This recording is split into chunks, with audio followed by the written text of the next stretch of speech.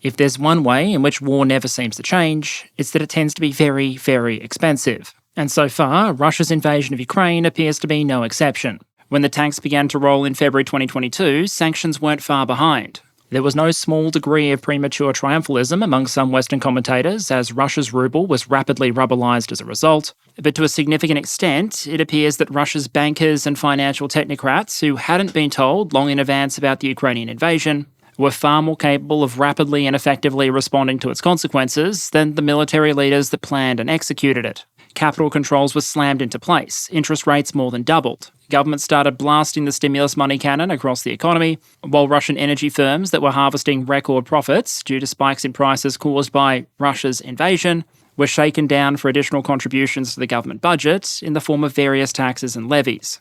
Now, in 2024, the Russian war economy so far has proven highly resilient. GDP levels have grown, much of the Russian workforce is benefiting from much higher wages, and business activity and investment levels are relatively strong, sustained in part by massive government spending and investment in all the critical inputs to war. Now it seems that the greatest economic concern for the Bank of Russia isn't any risk of an immediate recession, but rather economic overheating, where the government and population is demanding the Russian economy produce more than it is capable of producing. With us now at the point where Russia's central bank governor has described the country's labour and production capacity reserves as being, quote, practically exhausted, today I thought it was time to take another look at the Russian war economy, largely from a Russian data perspective, to ask how the country's economy has handled the demands of war production, sanctions, and the occasional Ukrainian drone strike, and how we might expect it to handle those same demands if the war continues. To do that, we'll start with a quick look at some of Russia's headline economic indicators before diving into key questions like industrial investment, military production, and Russia's energy sector. Then I'll have a look at some Russian commentary and data on two major issues facing the economy, namely sanctions and increasing borrowing costs, before looking at some of what the Russian central bank has said about the dangers of the overheating economy, and then finally discuss some of the major risks that Russia faces in two possible scenarios. One, where the economy is challenged by the continuation of a long war, and the other, where it has to deal with the challenges of a renewed peace. But before we jump into this Graphs and Stats special, a quick word from a sponsor. As we've discussed before, the internet and modern telecommunications have made it easier than ever to get access to lots and lots of information. But with so much reporting coming in, you may want to have a tool that might help give you a more balanced perspective and a fuller picture. That's where today's returning sponsor and long-term supporters of the channel, Ground News, might come in. They provide a website and app that gathers related articles from more than 50,000 sources around the world to help you quickly compare how a given story is being covered. For example, if we look at two recent articles covering a Russian missile attack, this headline focuses on the casualties caused, the asymmetry of restrictions on the use of long-range weapons, and opens with a call for a policy change: let Ukraine strike back. The Russian source, meanwhile, frames this just as an effective attack against the Ukrainian armed forces. Unlike many of the other headlines, you won't see any mention of a hospital here. This sort of comparison might let you identify what sort of information different sources choose to elevate to the headline, as well as quickly see information on things like the ownership of that source, and assessments of political lean and factuality backed by ratings from 3 independent news monitoring organisations. Explore a little further and you'll also find features like the blind spot feed, which highlights stories that are disproportionately covered by one side or another of the political spectrum. And an example of where that might be useful is showing you stories that might only be covered by sources you wouldn't ordinarily consume. None of these tools is going to outright solve issues like distorted reporting or echo chambers, but it might help. And it's one of the reasons I'm very happy to have Ground News as long-term supporters of the channel. And so if you are interested, there will be a link in the description, ground.news/Perun, which will give you access to a 40% discount on their Vantage plan, which is the one which gives you unlimited access to all of their features. And so with my thanks to Ground News for their ongoing support, let's get back to it. So let's start then with the Russian economy at a glance, some of the big headline figures. Most of these figures should come with a canyon-sized caveat that they rely on official Russian data. And as such, we may not be dealing with the most reliable of narrators here. There's also the problem that as the war has gone on, Russia has stopped publishing more and more data. In this episode, I'll be able to give you some Russian figures for oil product production, for example, but in the future that might be much more difficult as they're no longer going to be publishing them. The reason this makes the asterisk larger every time it happens is because while it's very easy to fake a single piece of economic data, it's very hard to fake all of the economic data in a way that is internally self-consistent.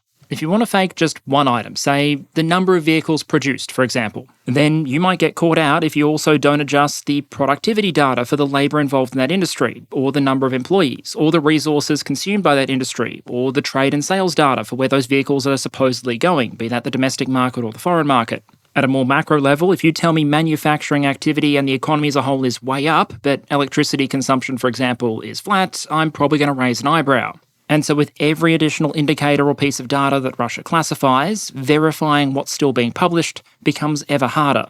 That caveat in place, let's talk about what senior Russian sources, including the Bank of Russia, which acts as Russia's central bank, are telling us.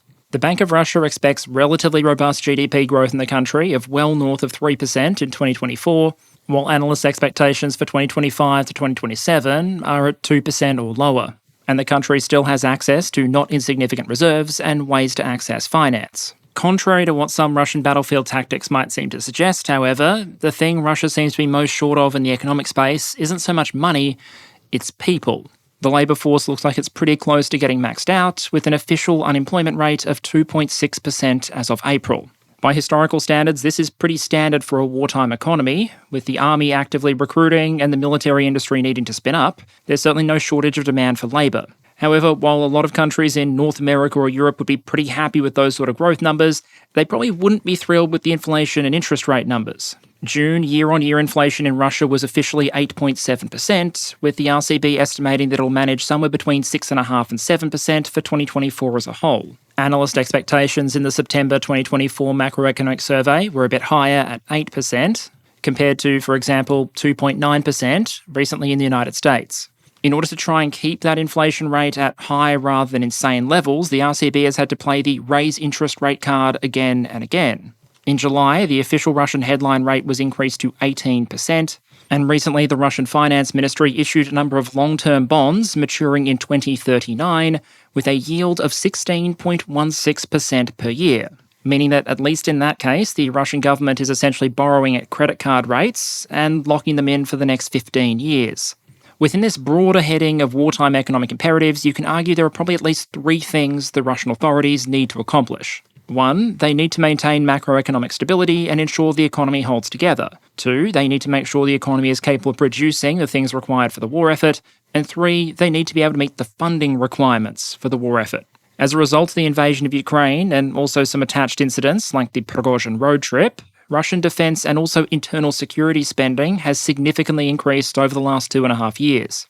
As far back as December 2023, SIPRI was already estimating that Russian defence spending would increase 30% year-on-year in 2024 over 2023 levels, reaching about 7.1% of GDP and about 35% of all Russian government spending. This certainly isn't an undoable amount of funding for a country like Russia, but does illustrate one of those timeless tales of wars throughout history. They do have a way of pushing costs up before, if ever, they come down. And so as long as conditions don't fundamentally change, Russian spending has to increase and will have to continue to increase, essentially just to stay static. To try and meet these increased spending requirements, mostly war-related, the Kremlin has done a number of things, including cutting back spending in other areas, but also pushing to raise additional revenue. That's included a range of measures, including everyone's favourite, new taxes. We've seen increases approved to both corporate and individual income taxes, and notably, some of the increases to income taxes have also changed where the money is going. In total, the announced tax hikes are expected to add about $30 billion equivalent to the Russian budget revenues in 2025.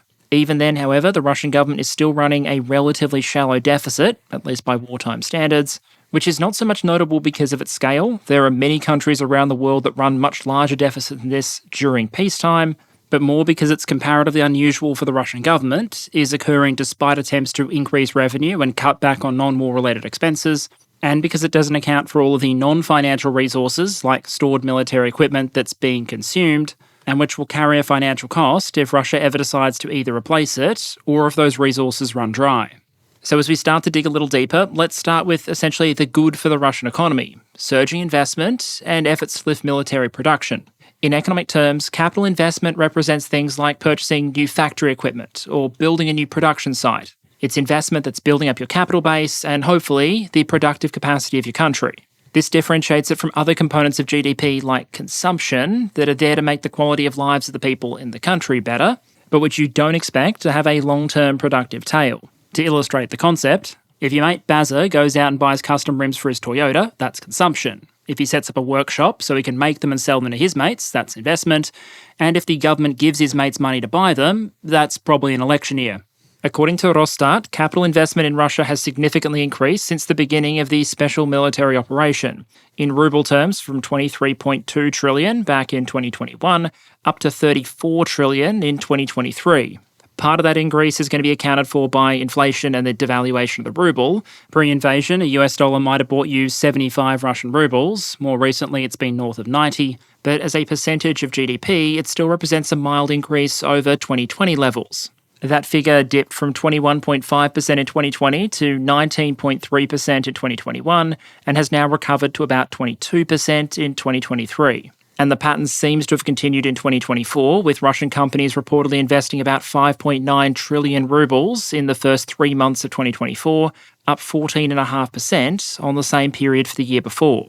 To get a sense of perspective here, the long-term Russian goal for investment as a share of GDP is about 25%, and the level in a country like Australia tends to hover around 23% recently. So these levels aren't exactly sky-high by international or even ideal Russian standards, but they do establish the fact that despite the fact there is a war on, Russian companies and the Russian government aren't just sitting on massive stacks of cash, jealously hoarding it, worried about what might come next. They're ploughing it into a whole variety of investments at the fastest rate Russia has seen for years. In terms of why that's happening, senior Russian figures have identified at least 3 main drivers. The first is the demand for import substitution and everything that goes along with that, with one of the major drivers for this being necessary being international sanctions. These might be differentiated from productive investments where the goal is not to substitute, but instead just to scale up capacity. In late December 2023, Andrei Belousov, who is now the Russian defense minister, but was at the time still first deputy prime minister, sat down for an interview in which he was asked about this surge in investment. He was asked a question about the observed at that point 10% growth in capital investment rates between those that were intended to simply allow the continuation of production despite the new conditions and those that were intended to actually increase production. The example the interviewer gave of a forced investment was a factory that might replace European machine tools with Chinese ones, not because the new ones are better or more productive, but because they can no longer purchase or sustain the European ones. That does meet the definition of capital investment, but it's also something you wouldn't have had to do if it weren't for the war or sanctions. Belousov's estimate was that of that increased investment, about 70% was in the forced category, with only 30% being focused on increasing production. Another main driver for investment that he and others have talked about in Russia is the need to invest in order to enable Russian goods to reach new alternative markets. As Belousov put it, quote, "It is one thing to send cargo to Europe via Rotterdam, but quite another to get it to Southeast Asia, to China, to India or Central Asia. The costs are different," end quote. And so firms and government might have to invest in new transportation or logistics infrastructure, new warehouses. And obviously they're willing to do so in many cases because being able to sell your goods somewhere is better than not being able to sell them at all. We might come back to these first 2 points a little bit later when we talk about sanctions specifically, but for now I think it's worth making the observation that it's kind of hard to argue that sanctions and international isolation haven't done anything to Russia when senior Russian figures are coming out and saying that trillions of rubles, 70% of the increased investment load in 2023, was pointed towards forced adaptations to those sanctions rather than just lifting the capacity of the economy. The third category often talked about are extensive government supports and investments that cover a range of areas, but significantly the military-industrial complex. And while I don't want this to be a video on Russian military production specifically, that's really its own topic, you can't really talk about the Russian economy in 2024, I think, without discussing the Russian defense industrial base. Because while measures in many other parts of the Russian economy can be a bit mixed, the Russian military-industrial complex has been showered with government funding and some subtle and not-so-subtle incentives in order to achieve one goal: make the line go up. And according to official Russian government industrial indices, to an extent, it appears that's exactly what they've done. While many industrial indices have tended to meander around a bit, and the overall increase in 2024 year-on-year has generally been assessed to be in the low single digits, some more military-related categories, like so-called finished metal goods, have been doing much, much better. As of July 2024, that index was pushing but hadn't quite reached a level twice as high as it was 3 years earlier, before the first of the wartime impacts started to become apparent. And it does seem at least broadly consistent with some of the data we've seen the Russian defence industry itself release. There are many recognisable company names in the Russian defence industrial base, but many, like Uralvagonzavod for example, are ultimately owned by Rostec. They are arguably the central player in the industry, and so Rostec data might serve as a useful proxy for the industry as a whole. Across 2023 and 2024, the leader of Rostec, Sergei Chemezov, has given us a number of official figures. Some of these relate to claimed production figures, like a 3.5 times claimed increase in the number of tanks either produced or notably repaired and overhauled in Rostec facilities since 2022, 8 times increase in the number of rockets for MRLs, and a tripling in production for the rockets used by the TOS-1A heavy flamethrower system. But from the point of view of an economic episode, the more interesting components of Chemezov's reports probably relate to things like revenue, investment, profitability, and the split between military and civil production. According to Chemezov, Rostec brought in 2.84 trillion rubles in 2023, a 34% increase on 2022 levels, and is projected to earn above 3 trillion over the course of 2024. Investment levels increased from 292 to 557 billion rubles, and the share of that 2.84 trillion revenue accounted for by civilian production, because Rostec doesn't just make things that explode, was about 993 billion. Looking at those figures, there's a couple of things that immediately stand out. They're significant increases, but not overly dramatic ones for a country that is supposedly massively trying to scale up output in response to a major war. You'd expect a significant increase in revenue just based on the devaluation of the ruble and prevailing levels of inflation, so a 30% increase year on year between 22 and 23 isn't particularly dramatic, and if you subtract out civilian production, you're left with an estimate that the largest name in Russian defense industrial production did about 20 to 21 billion US dollars worth of revenue in military contracts in 2023, with a plan to bump that up something like at least 5 to 6% in 2024. That's certainly significant, but to keep it in perspective, in proportional terms, that means we've seen a greater increase in spending on new military equipment by Poland preparing for a potential war with Russia than by Russia, which is currently at war. The other key standout from the reporting on 2023 was that Rostec's official profitability was basically nothing. On 2.84 trillion rubles in revenue, they claimed a net profit of about 60 billion, a margin of roughly 2%, with a question of how much of that came from civilian production or exports, as opposed to producing for the state defense order. Part of the reason profitability might be down is that the Russian government is squeezing its defence producers as tightly as possible when it comes to military contracts, and also that defence industrial producers are dealing with inflation that in some ways is far more aggressive than some other parts of the Russian economy. A lot of the increase in Russian defence industrial output comes down to either putting on more workers or extending the hours of existing workers. The problem is Russian industry has to try and do this in an environment of broad labour shortage. The Russian labour force lost hundreds of thousands of people to emigration since 2022. Then the military mobilised officially 300,000 Russians and either volunteered or voluntold hundreds of thousands more, and officially continues to do so at rates north of 30,000 per month. Add to that a sudden surge in demand for labour in the defence industrial base and the various other industries that support it, and you have a recipe for a very, very tight labour market. One in which, increasingly, the defence industrial base and the military it supplies are effectively bidding against each other for the same diminishing pool of labour.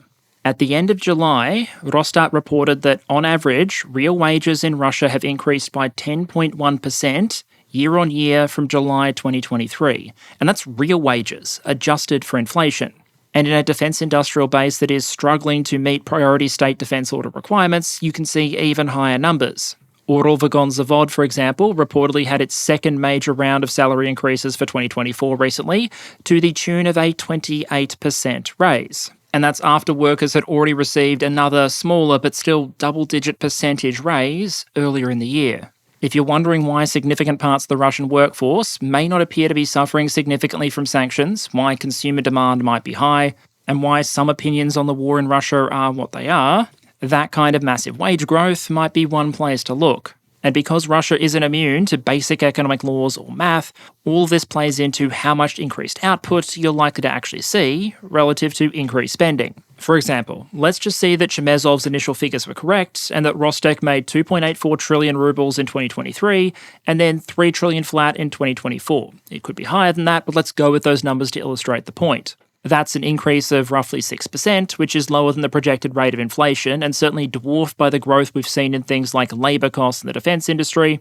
So you quickly run into some mathematical problems if you try and square those figures, with Rostec producing much more actual stuff, as opposed to roughly the same amount of stuff, but with a higher cost base. There are a few options to square that particular circle. The $3 trillion for 2024 could be a significant underestimate, and the Russian government could pump a lot more money into the system to make up for the cost increases and still dial up production. And frankly, that's the option that seems to align best with the recent patterns in defence spending we've seen in Russia. Government may find the money, and Rostec revenue may increase by significantly more than that minimum estimate. Alternatively, you could run Rostec at a loss, bring in $3 trillion in revenue, but put out $3.5 trillion worth of output, for example. But seeing as Rostec is overwhelmingly owned by the Russian government, that's not that functionally different from just pumping more money into the system to begin with. You're either drawing it down from Russian government funds or taking it from an asset owned by the Russian government. Either way, you're robbing Peter to pay Peter.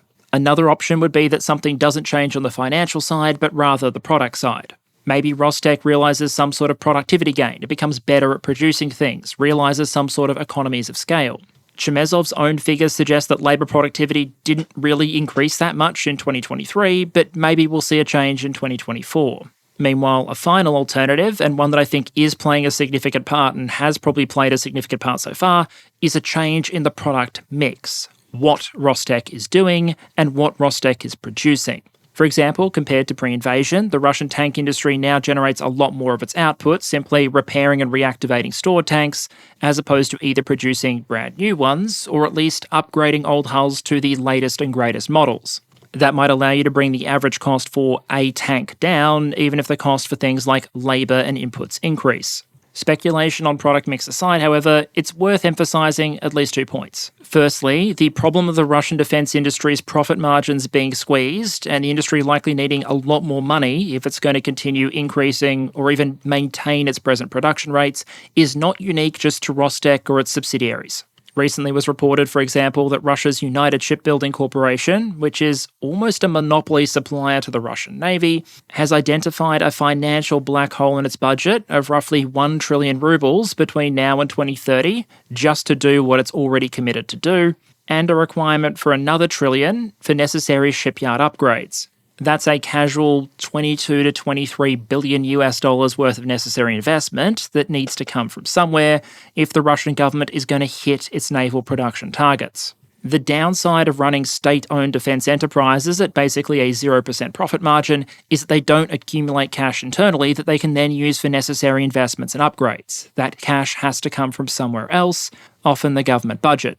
And the point we're building to here is this is far from the only pressure on the Russian defence budget going forward. The Russian military itself appears to be feeling it as bad or worse than some of the defence producers, which I suppose does make a degree of sense. You'd expect someone to want to be paid more to drive a tank in Ukraine than they would be to build tanks in Russia, given that one of those two options comes with a significantly higher risk of being involuntarily enrolled in the Russian space program. One clear example here might be baseline Russian military personnel costs. What does it cost the Russian state and provincial governments just to recruit someone into the Russian military and pay them to be there for a year? To avoid repeating the experience of the 2022 mobilisation, Russia is largely focused on attracting more people into the military, partly by just offering larger and larger amounts of money. Back in 2021, the base salary for a lieutenant in the Russian army was reportedly somewhere between 35 and 45,000 rubles. With supplemental pay, that figure might get closer to 80,000, which was a figure used by Putin. Given the exchange rates at the time, that would mean a junior Russian officer would be receiving somewhere between 7 and 14,000 US dollars per year. Now, however, there are some serious signing bonuses on offer, as well as significantly increased salaries and allowances, at least on paper. Moscow's mayor, Sergei Sobyanin, reportedly recently announced a one-time signing bonus of 1.9 million rubles, about 22,000 US dollars, for city residents who agreed to join the military. That's significantly higher than most of the other payments being offered by other regional governments, but these incentives have been rising quickly as regional governments battle to meet their recruitment targets. There's also a second signing bonus paid for by the central rather than regional governments, and that's reportedly recently roughly doubled to 400,000 rubles. So in this we need to understand that the Moscow figure is probably a bit of an outlier. but it does mean someone signing up to be a basic soldier in Moscow might expect to earn as much as 5.2 million rubles, about $60,000 in their first year of service. That figure is arguably even more dramatic than it might first sound once you take account of purchasing power parity. $1 might buy you 90 rubles, but 90 rubles in Russia is probably going to buy more than $1 in the US. If we use the World Bank's conversion factor of 27 rubles equals $1 for purchasing power parity purposes, then offering that kind of money is very roughly equivalent to the US Army offering new recruits $193,000 in combined signing bonuses and first-year pay. And that's before you account for the fact that the recruit may be killed or wounded, which carries costs of its own.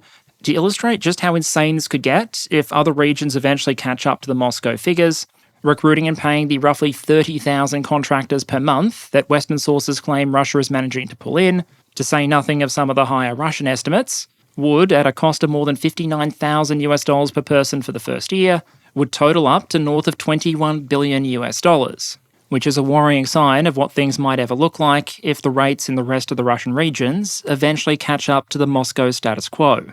As a point of interest, Russian budget documents reportedly suggest that in the first half of 2024, the Russian central government paid about 32.4 billion rubles in signing bonuses, which, given the signing bonus at the time was 195,000 rubles rather than the current 400,000, suggests approximately 166,000 payments being made, either to the military or National Guard, or about 28,000 per month. That's significantly short of some Russian official claims about military recruitment levels, and just a bit shy of that Western 30,000 per month estimate. In a sense, you could argue this is just a manifestation of supply and demand when it comes to military labour, as comparatively easier and cheaper to access pools of recruits, like prisoners who don't have a choice, individuals from economically depressed regions, or those willing to fight for reasons of patriotic fervour alone have been steadily exhausted, it makes sense that the Russians would have to offer more and more over time to continue tempting new recruits. The broad economic point I'm trying to build to here is that Russia has been successful in enlarging its military and increasing defence industrial output. But the combination of ongoing cost pressures and the natural consequences of some of the ways it's been doing it so far, like squeezy profit margins, means that all else being equal, you'd expect the Russian defence budget to have to continue rising and at a significant clip year on year just to keep things pointed in the same direction. If the SIPRI estimate for Russian defence spending in 2024 was $140 billion equivalent, then just accounting for the general levels of inflation in the Russian economy, according to the Russian Central Bank's estimates, not the much higher rates of wage cost inflation that we've seen in the industrial base or the Russian military, would mean they have to lift that figure about 7% to roughly $150 billion. Then if you want to fill the investment gap just in United Shipbuilding Corporation and spread it over 5 years, you need to find yourself another $4 billion per annum or an increase of roughly 3 additional percentage points. At this point, you're hypothetically up about 10 percentage points without really achieving anything, and assuming you need to keep up with your military recruitment goals while doing so, you need to account for the impact on the labour force of withdrawing on average about 30,000 people per month for service in Ukraine. Critically, none of this is to say that Russia can't do it. If the money is there to keep paying additional wages, making additional investments and supporting additional orders, there's no strict reason we can't continue to see output increases and recruitment into the Russian military continue, at least in the short to medium term. I previously heard the saying that in business, until you run out of money, you don't have problems, you just have costs. And the contention here is that for Russia, all else being equal, we should expect the costs of staying the course to increase year on year. For a lot of the Russian workforce that's seeing significant benefits, though, in the form of massively increased wages, either by going into the defence sector, going into the military, or benefiting with competition with either of the two, those costs, from the government's perspective, may actually be seen as a kind of benefit, underpinning strong consumer spending and protecting a lot of Russians from the wider economic impacts of the war. But okay, if that's a little bit of a close look at one of the sectors that's done pretty well out of the last couple of years, namely the defence sector, what about the traditional golden goose of the Russian economy? Oil, gas, and the whole hydrocarbon family. Back in 2022, it feels like there were some fairly dramatic predictions about the future of Russian and European energy markets. In the end, most of those extreme predictions, from Europe freezing to Russia being entirely cut off from international markets, haven't ultimately eventuated. I also feel that when we talk about Russian hydrocarbons in 2024, there's kind of two separate stories. Oil and related products on one hand, and gas on the other. When it comes to oil, for much of 2024, Russia's had a pretty good year compared to much of 2023. During the first half of the year, the price of Russia's flagship blend of oil, Urals, has averaged about $69 a barrel, up from $53 in the same period of 2023. That oil has continued to make its way into international markets, which is entirely in line with the G7 sanction plan for Russian oil, but it's often done so in breach of the $60 per barrel price cap, contrary to the G7 sanction plan. A number of mechanisms have been used in order to do that, like exploiting intermediaries or using the so-called dark or shadow fleets of tankers. But combined with the weakening of the ruble, since oil is priced in dollars, not rubles, Russia's oil revenues in ruble terms have increased significantly in the first half of 2024 compared to 2023. While that's mostly talking about crude oil exports though, there's an interesting question to ask when it comes to refined products. Because, as you probably know if you watch this channel, Ukraine has made it a little bit of a habit to poke Russia's refining and storage infrastructure. Now, in terms of official Russian output data, it might give us some clues as to how effective or ineffective those Ukrainian attacks against refining infrastructure have been. One clue might be that going forward, we're no longer going to be getting the relevant data. As Rosstat announced on August 29th, quote, "Information on production of oil products is not being published based on a decision of the Russian government," end quote. So, for better or worse, we're left with Russian data from earlier in 2024, when Ukrainian long-range strike activity was less mature. According to official Rosstat data, for the first half of 2024 compared to the same period in 2023, production of diesel fell by about 3%, gasoline by 28%, fuel oil by 8%, and liquefied propane and butane by about 1.5%. Production of refined oil products has fallen, even as the economy as a whole has supposedly grown. It's also worth noting we've seen Russia have to impose temporary export controls on some refined products like diesel fuel on a number of occasions, with the apparent goal being to assure supply at home and control domestic prices. If so, that's basically a case of the Russian government picking its poison, so to speak. You're giving up potentially valuable export income and potentially casting yourself as a less than reliable supplier in exchange for minimising the pain felt by the Russian population. That also seems to suggest to me that if, hypothetically, the supply of these products was ever to be significantly and suddenly revised downwards, for example by Ukrainian activity, it's probably more likely that we see these sort of restrictions return and remain in place, as opposed to sustained actual shortages for the Russian military or civilian economy. As long as the Russian government continues to be willing to make that trade-off, to sacrifice revenue to maintain domestic supply, then the role of potential future Ukrainian strikes against this kind of infrastructure is more likely to stretch and deplete Russian air defences and impose financial costs on the Russian government, as opposed to grinding the Russian economy to a halt or anything. And of course, crude production and export obviously continues. The natural gas sector, meanwhile, has had a little bit of a harder time than oil has. Gas, especially piped gas, which isn't supported by the infrastructure necessary to turn it into LNG, is obviously much harder to suddenly reroute to a new client than oil is. The pipe goes to wherever the pipe goes. Russian gas sales to Europe, previously its primary market, did show a bit of an uptick in the first half of 2024, but only after falling off an absolute cliff in 2023.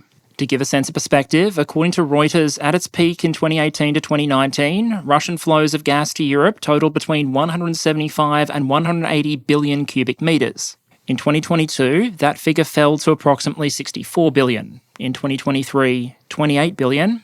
And in the first half of 2024, 15.5 billion. That sort of reduction is difficult for the Russian gas sector to easily and rapidly compensate for. Pipeline gas shipments to China, for example, increased from 15 billion cubic metres in 2022 to nearly 23 billion cubic metres in 2023. But a 7 billion swing doesn't go particularly far against some of those European figures. 2023 was actually so dramatic that Gazprom officially booked a financial loss of about $7 billion for 2023. Although in part, I'd argue that was because the Russian government chose to extract a whole bunch of additional cash through various taxes and levies from the company, making the situation worse. And so I think for the Russian gas sector, the problems are more likely to come in the medium to long term. Where is the investment funding necessary to access new markets likely to come from? What are those new markets likely to be? What happens to existing stranded infrastructure? And who, if anyone, is willing to replace the role and profitability previously provided by the European market? An example of the potential problems here is the recent announcement that Russia's Power of Siberia 2 pipeline, which would have connected some of its gas fields in the Far East to northern China, has apparently been put on hold. The pipeline was to go through Mongolia, and recent Mongolian documents have made no reference to it in their medium-term economic planning. Observers commenting on this have suggested negotiations may have broken down over a disconnect between Chinese expectations and Russian demands. Xi has also offered support for the construction of the so-called Line D pipeline, which would be the fourth to bring Turkmen gas to China. I'd observe that Turkmen project is a very different one, supplying geographically a different region of China. But the broader observation, and perhaps a very worrying one for Russia's gas sector, is that Russia desperately needs new buyers, potentially more than those new potential buyers need Russia. And that is likely to shape the bargaining power in any future negotiations between Moscow and Beijing. And speaking of Russia's former major customers, now seems like a pretty good time to talk about sanctions and their accumulated impact more than 2.5 years in. Here I need to start with a clear statement up front. To date, Western and Allied sanctions have not succeeded in preventing Russia from gaining access to militarily useful technology and inputs. There has been extensive research on this point, and at the moment, I think the evidence is relatively clear. For example, in August 2022, the Royal United Service Institute published a report after some of its personnel went to Ukraine and investigated a number of Russian weapon systems. They looked at a range of Russian systems, including some of their most capable, like the Tornado air-guided missile. Through that effort, they, quote, identified at least 450 unique microelectronic components inside those systems that were produced by companies based in the US, Europe, and East Asia. The report indicated that of those 450 components, 318 appeared to have been made by US companies, with other sources including Japan, Switzerland, the Netherlands, Germany, China, South Korea, the UK, and Austria, among others. American components were found in cruise missiles, Iskander ballistic missiles, and a number of them were specifically covered by export controls. Roughly a year later, in August 2023, a Russian Iskander K missile hit the Ukrainian city of Chernihiv, and reportedly, after investigation it was found, to quote from Foreign Policy, that the missile contained, quote, numerous components made by US manufacturers in the missile's onboard navigation system, end quote. But apparently things can't have changed overly much in the months that followed, because reportedly investigation of the wreckage of a Russian cruise missile in January 2024 continued to show a number of Western components present, including those manufactured by Swiss and American companies. All were reportedly primarily intended for civilian use, some were reportedly quite old, but as much as the supply of these sort of components may have been impacted by sanctions, it clearly hasn't been stopped. Instead, it generally appears that sanctions have not functioned to stop Russia getting their hands on critical technology or inputs. Instead, it's just made the process increasingly costly, painful, and risky. Things that have seldom made it impossible for Russia to do business, but which have often made it slower and more expensive. And the impact here hasn't just been limited to making imports more expensive, but also forcing certain investment on businesses, like those import substitution costs we discussed earlier. One piece of data from the Russian central bank suggested that in 2023, the amount of corporate loans in Russia increased by about 20%, with the total portfolio growing by about 12 trillion rubles. Those were reportedly used for a range of reasons, but the ones the RCB identified included replacing external debts, which you only have to do because of sanctions, acquire businesses from foreign companies exiting the Russian market, which you only have to do because of sanctions, and develop import substitution, which you only have to do because of sanctions. Oh, and of course they also list purchasing equipment, which, as we know from the Belousov interview earlier, was, at least in some cases, because replacement was necessary due to sanctions. For a sense of perspective, 12 trillion rubles is very roughly equal to about 135 billion American dollars, which is getting close to the total CIPRI estimated value for Russian defense spending in 2024. There has also constantly been this observed almost tug-of-war effect when it comes to sanctions enforcement versus sanctions evasion. Russia, for example, has come to rely on its shadow fleet of tankers to get its oil out into the world without following the G7 price cap.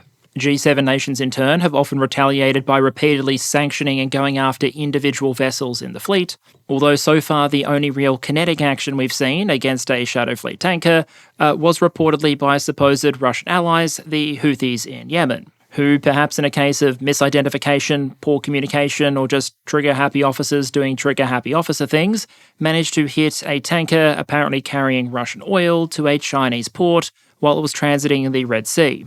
Or at least, that's what some of the reporting claims.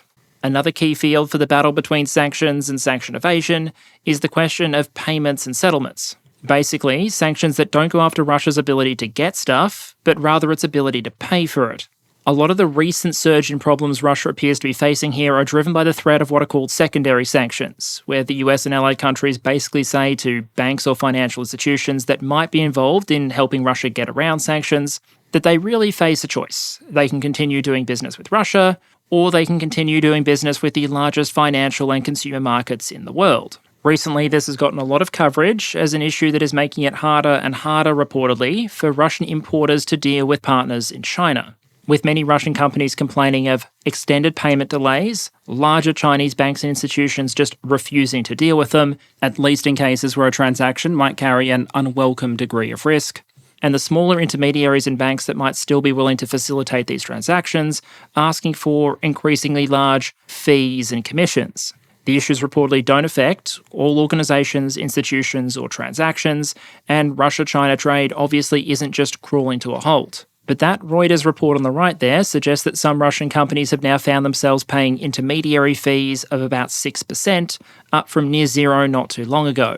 Again, an example of sanctions potentially not acting as a blocker to trade, but rather as an inflationary pressure. While it's obviously too early to say how this particular situation will develop, the classical progression for these sort of issues is that Russian companies and the Russian government will probably find ways to evade or get around the issues. Those methods of evasion or avoidance will be recognised, new sanctions will be written to counter those methods, and so potentially the cycle will continue. But one challenge I see less often talked about in the context of the Russian economy, one that brings together the effects of high domestic interest rates combined with the effects of things like sanctions cutting Russia off from international debt markets, is the high cost of government borrowing and debt in Russia, including from the Russian government. Back in 2022 or 2023, and to an extent even now in 2024, this may not be at the absolute top of the list of Russian concerns, because at least in recent years, the Russian government has maintained relatively low debt levels. Plus it had stashed assets aside, which it's increasingly pulled into play. By some estimates, the value of liquid assets in Russia's National Wealth Fund in July 2024 was down by about 60% on the $144 billion recorded 2 years earlier. But $50+ billion worth of gold and Chinese currency certainly ain't nothing. The potential challenge for Russia, however, is that if the war continues, more expenditure is required, and existing reserves like the National Wealth Fund are steadily drawn down, the costs of borrowing, both for Russian businesses that need to invest and for the Russian government that needs to fund the war, are getting higher and higher. At the start of 2024, a Russian 20-year government bond was yielding about 12%, meaning if you held the bond for its full 20-year lifespan, you'd expect to make a return of 12% per year. More recently, that number has climbed above 15%.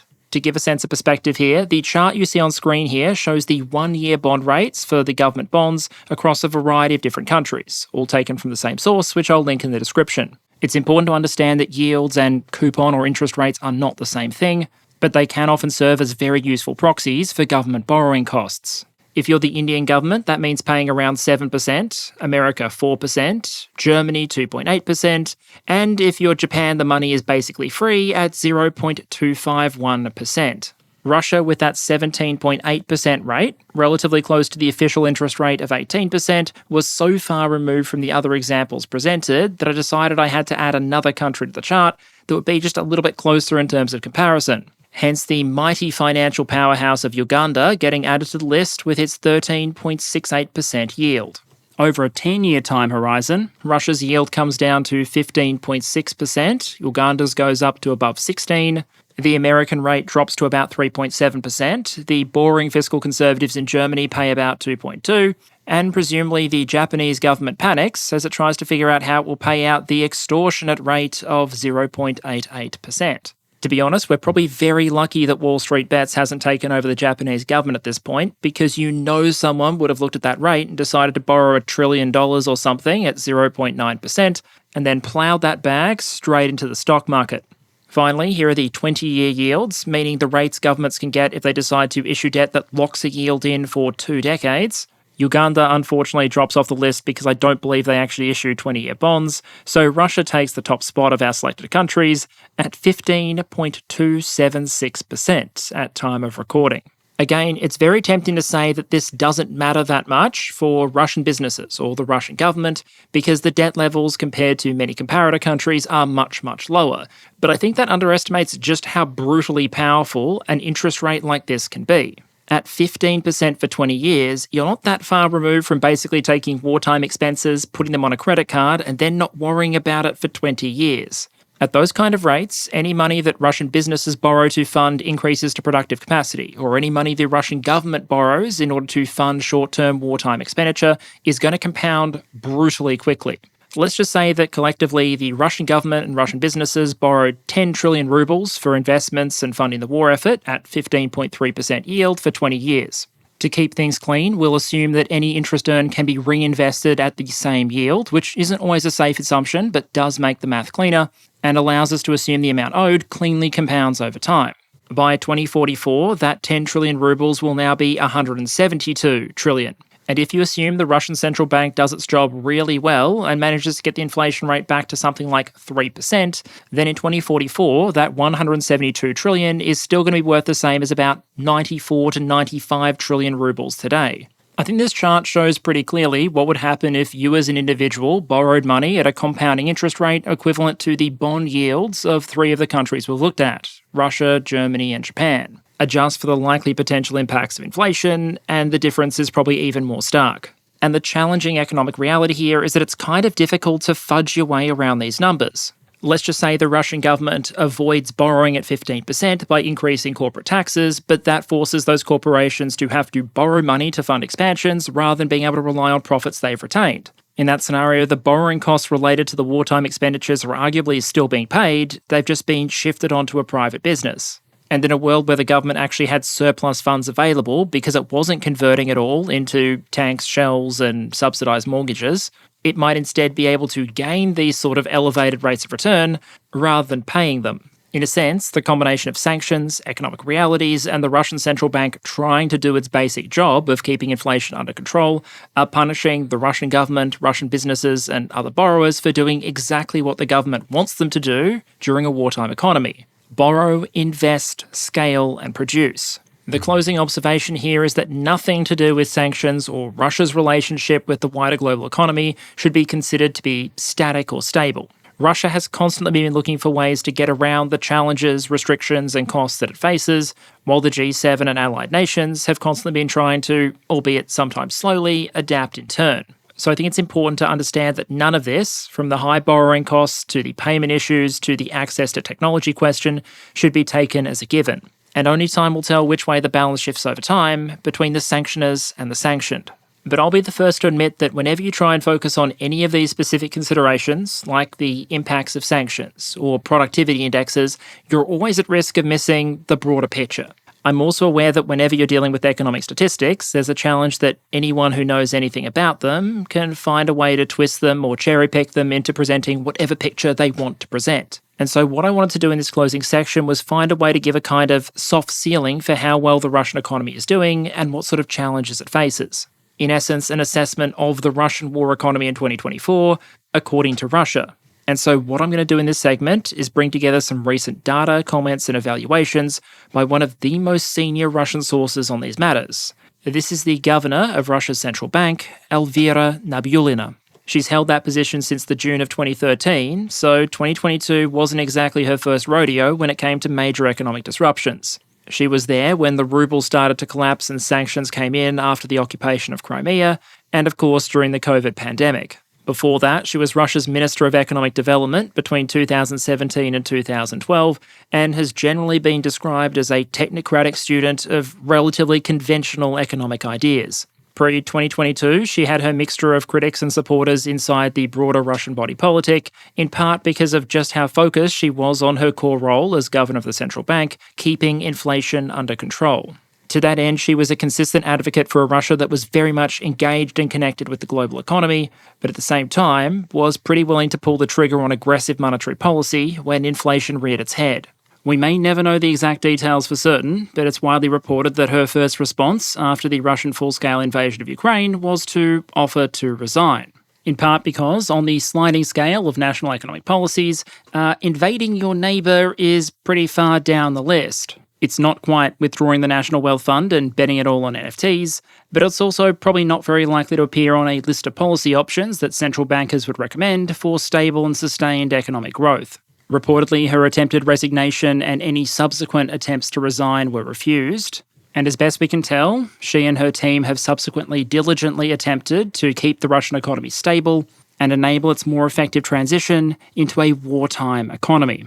For now, I'll leave any further observations about her role or the role of her team in relation to the war in Ukraine to the audience, or perhaps to future historians. Instead, I want to focus on what she said about the state of the Russian economy and some of the challenges it faces in one of her more recent speeches. I'll generally be showing extracts from the official English translation on the right as we go, so you can have some transparency over what I'm summarising and how I'm choosing to summarise it.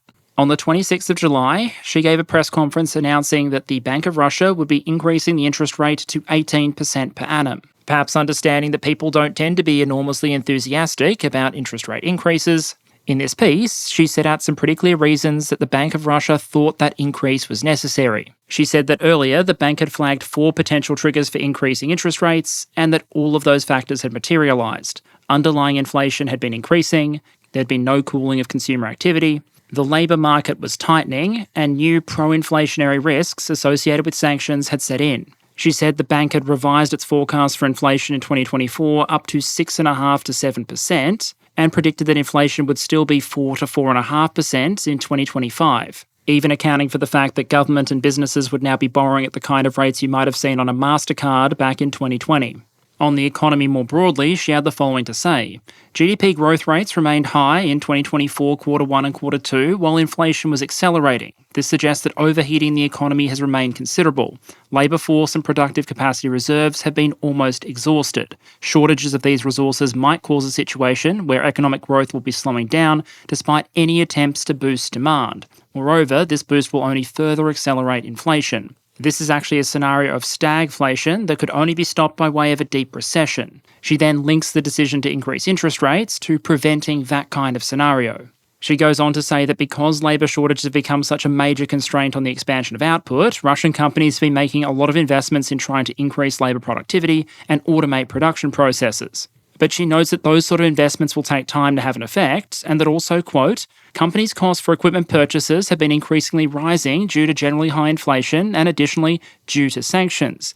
This is limiting businesses' potential to enhance labour productivity and upgrade production equipment. Although the supply of goods and services will continue to expand, even in such conditions, this process will not be as quick as the current demand growth. End quote. In other words, the economy is struggling to keep up with demand, it's expensive for businesses to lift production because of sanctions and high inflation, and even where investments in raising production pay off, they're going to take time to do so. I'll add a personal aside here that this might be one more piece of evidence that Moscow wasn't planning a long attritional war when it launched the February 2022 invasion. If it had, it would have made a lot more sense for these economic adaptations and investments, this sanction proofing, to take place before the invasion, rather than after access to international markets and finance became more difficult. The bottom line here is, despite the fact the war is still very much on, she predicts Russian economic growth slowing considerably, from 3.5% to 4% this year, down to 0.5% to 1.5% in 2025. Growth is then expected to remain relatively anemic at 1.5% to 2.5% by 2027. The next part of her speech is dedicated to the fact that despite previous interest rate increases, the amount of debt in the Russian economy continues to increase faster than expected. And in doing so, she highlights a number of potential landmines in the Russian economy going forward. For example, she notes that Russian businesses have been borrowing far more money than expected, in part because they assumed that interest rates would be going down. She notes that 99% of the expansion in corporate lending has been in variable rate loans, meaning that businesses borrowed at high rates, expecting that they would quickly shift to lower rates, only to instead be stuck with even higher ones. She also hints at the role of wartime spending and mechanisms the Kremlin has brought in to try and protect the population from some of the consequences of things like inflation and higher rates. For example, she says, quote, companies that sign state contracts have been willing to raise loans at elevated interest rates, expecting payments from the budget. Essentially, businesses borrowing what they think they need to borrow in order to deliver on state demands, assuming that they'll be bailed out by government payments later. That kind of interaction also apparently isn't limited to the war economy, but also things like subsidised mortgage programs. Basically, since 2020, the Russian government has written something like 1.5 million subsidised mortgages, and especially recently, we are talking very, very subsidised. Think loaning people money at a rate of 8% per annum at a time when official rates and government borrowing costs are closer to 16%. Now, normally economic thinking would suggest you not inflate a massive property bubble at a time you're trying to bring down inflation and deal with wartime expenditure, but the program was very popular and so was only wound up at the end of June. After talking about loans and interest rates, her final section deals with external conditions. Think sanctions. Every now and again, we've seen pro-Russian commentators claim that sanctions aren't hurting the Russian economy and aren't really achieving anything. However, it seems like the people in charge of Russia's central bank would respectfully disagree with that assessment. She talks about imports being impacted by companies' difficulties with cross-border settlements, and specifically notes that, quote, according to high-frequency data, including from our regional divisions, businesses' transaction costs have been rising, end quote. She talks about the balance of risk shifting towards more inflation rather than less, and says, quote, although Russian companies have been adapting to the sanctions, they are facing extra costs that are ultimately translating into price growth, end quote. And closes with an assertion that the central bank will be keeping interest rates at a high level for an extended period, and is open to the possibility of increasing it further. The bank's base case assumption is thus that in 2025, growth will be a glacial 0.5 to 1.5% as previously discussed, but interest rates will still be 14 to 16%, and inflation will be 4 to 4.5%. Even in 2026, the projection is still for 10 to 11% interest rates at a time when GDP growth is 1 to 2%. And there is one element of these assumptions that I want to step in and note for a moment, and that's what they seem to assume about the path of the war in Ukraine and Russian military spending. Nabiullina somewhat hints at this when she talks about the importance of Russian government fiscal policy, how much money they're spending. When she says that, quote, if fiscal policy normalisation deviates from the adopted path, this will notably affect the level of monetary policy tightness, that is, future interest rates. And at least based on what we've seen officially released by the Russian government in previous budgets, that mainline path apparently assumes the war in Ukraine will cease to be such a massive money pit. Russia's 2023 budget apparently built in an assumption that far from continuing to expand production, Russian military spending would actually start to decline in 2025 and then fall further in 2026. According to the work you see on screen here, defence spending in 2026 was anticipated to be lower as a percentage of GDP than in 2023, and indeed lower than in 2016, a time when Russia wasn't actually at war. How practical exactly that's likely to be in a scenario where Ukraine continues fighting against a backdrop of high Russian inflation, glacial GDP growth, and the depletion of accumulated reserves like old Soviet equipment, I'll leave to the audience to judge.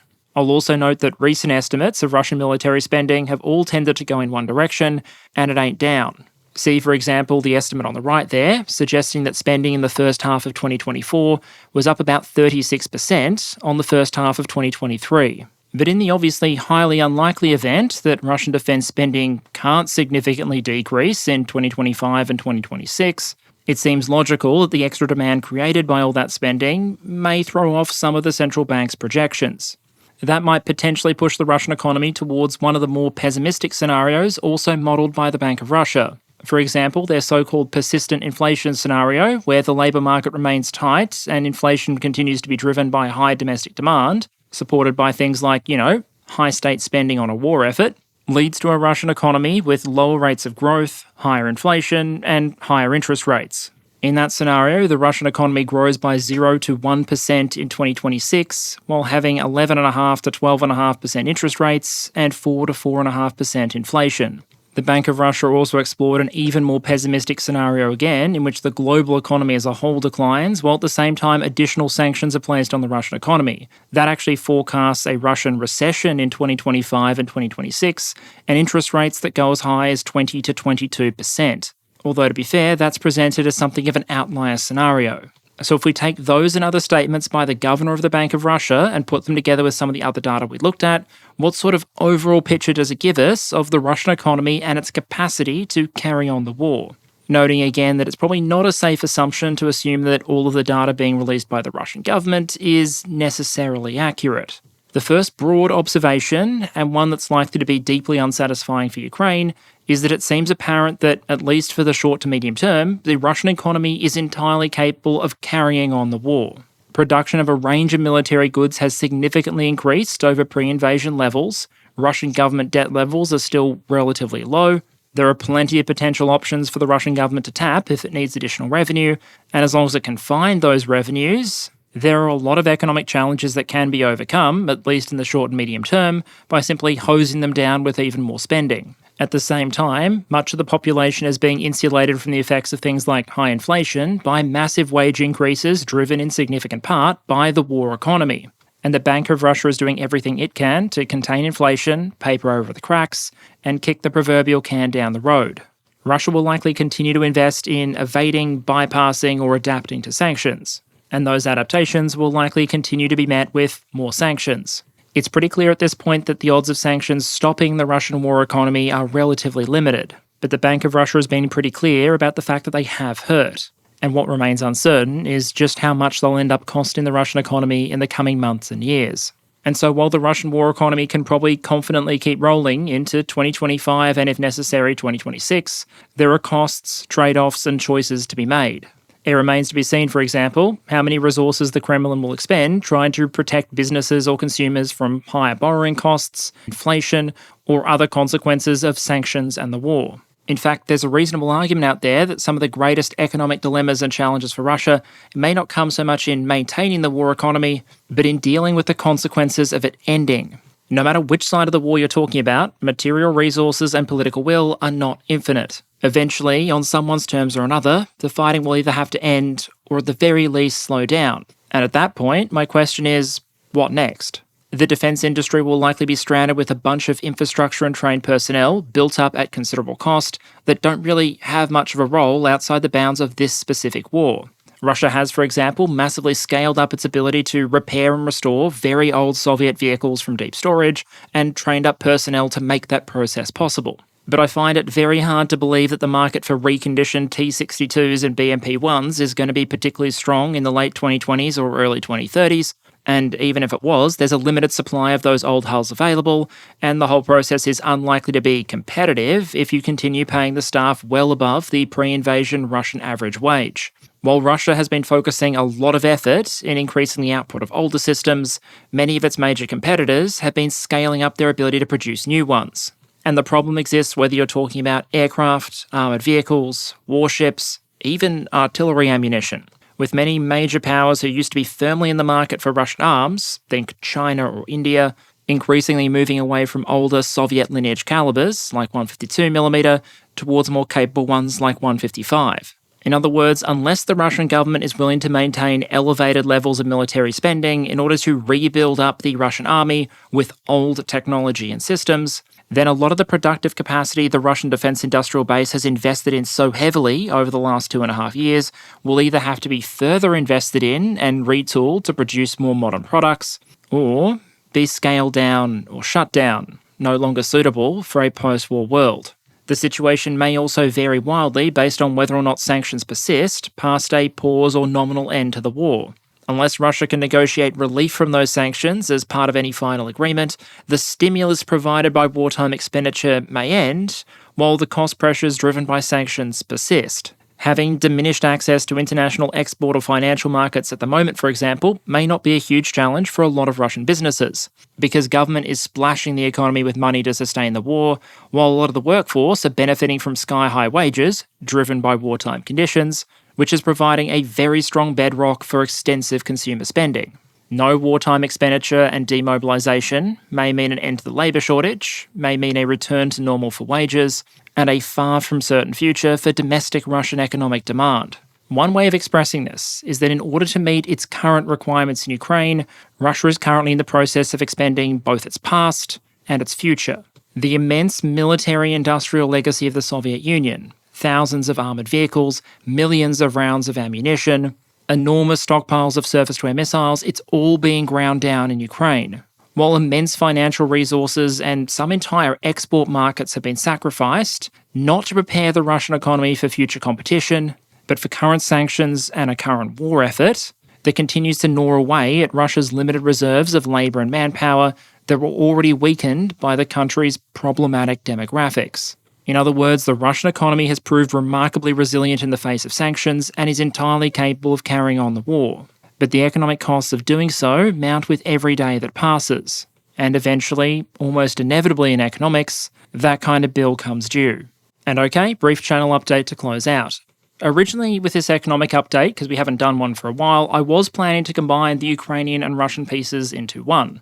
About a quarter of the way through recording that, it became very clear it wasn't going to work, and so I ultimately made the decision to split them up. I do have all of my materials on the Ukrainian economy ready to go, so expect to see that one sometime in the next couple of weeks.